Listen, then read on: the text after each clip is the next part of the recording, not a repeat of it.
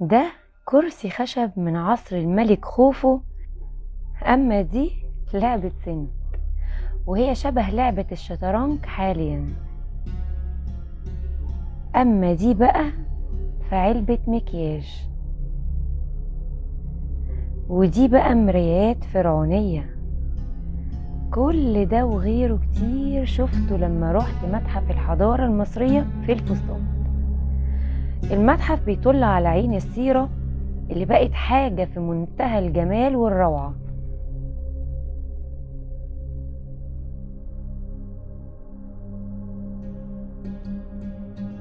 أول حاجة بتستقبلك في المتحف شاشة عرض عملاقة بتنقل صور للمومياوات الملكية ونماذج من الحضارة المصرية.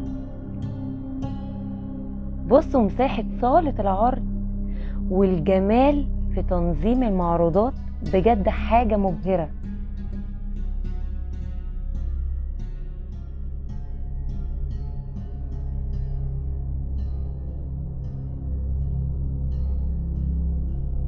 تخيلوا ان ده هيكل عظمي عمره 3500 سنة.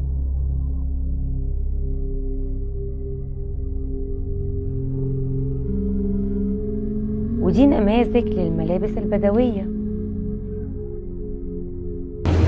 وهنا بقى المرايات اللي كانت المرأة المصرية معروفة عنها منذ القدم بحب التزيين والجمال. وهنا هنلاقي علبة المكياج بتاعتها، وهنلاقي عطور وزيوت.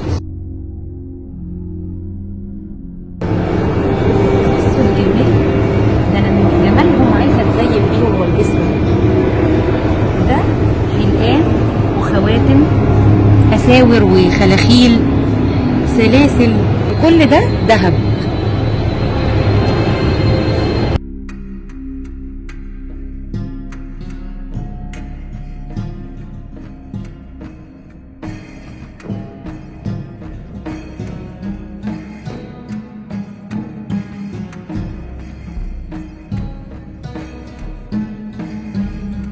ودي فلوس من العصر البطلمي من 250 سنة قبل الميلاد.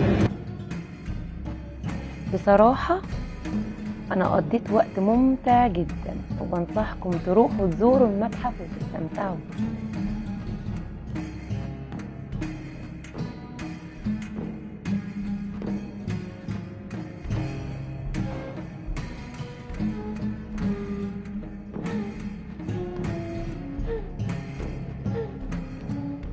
هنا بقى أهم جزء في المتحف، قاعة المومياوات الملكية.